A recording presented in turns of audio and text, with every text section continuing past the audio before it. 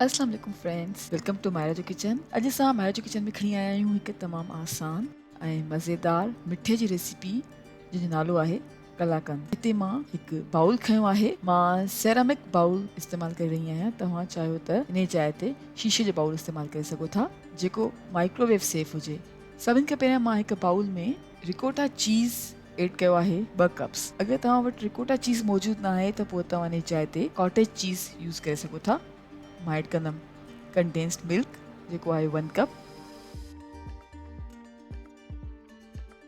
हाणे विझंदासीं लूणु जेको आहे तक़रीबन हिकु चुटकी जे बराबरि। नंढनि फोटनि जो पाउडर एड कंदासीं 1/2 टीस्पून। ऐं इहे सभु शयूं विझण खां पोइ चङी तरह सां मिक्स कंदासीं।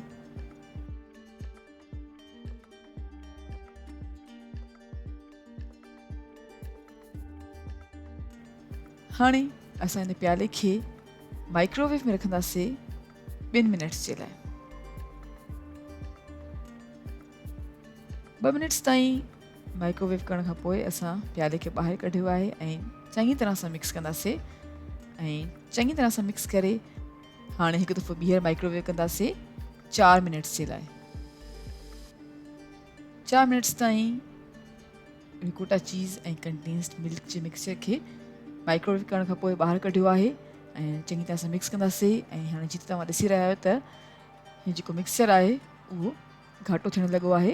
हाणे हिकु दफ़ो ॿीहर मिक्सचर खे एड कंदासीं माइक्रोवेव में ऐं हाणे जी टाइमिंग सेट कंदासीं 2 मिनट्स।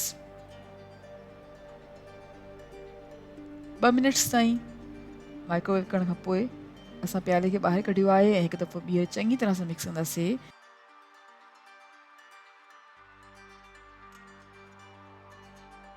ऐं हाणे असां माइक्रोवेव कंदासीं 3 मिनट्स जे लाइ। 3 मिनट्स ताईं माइक्रोवेव करण खां पोइ असां प्याले खे वरी ॿाहिरि कढियो आहे ऐं हाणे असां चङी तरह सां मिक्स कंदासीं। ऐं जीअं तव्हां ॾिसी रहिया आहियो त जेको मिक्सचर हुयो उहो बिल्कुलु घाटो थी चुको आहे ऐं असांजो मज़ेदार कलाकंद बिल्कुलु तयारु आहे। हाणे मां हिन मिक्सचर खे हिकु ॿिए प्याले में डिश आउट कंदमि।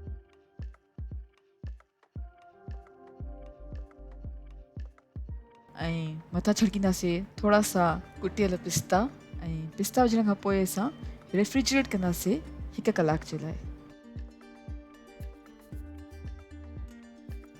जी फ्रेंड्स, 1 कलाक ताईं रेफ्रिजरेट करण खां पोइ असांजो कलाकंद सर्व करण लाइ बिल्कुलु तयारु आहे। तव्हां मज़ेदार कलाकंद जी रेसिपी ज़रूरु ट्राए कजो। उमेदु कयूं था तव्हांखे ज़रूरु पसंदि ईंदी। असांजी वीडियो खे लाइक कजो ऐं असांजे चैनल खे सब्सक्राइब ज़रूरु कयो। Thank you so much for watching. मां इंशाअल्लाह मुलाक़ात कंदमि तव्हां सां हिकु ॿी वीडियो में। तेसिताईं अल्लाह हाफ़िज़।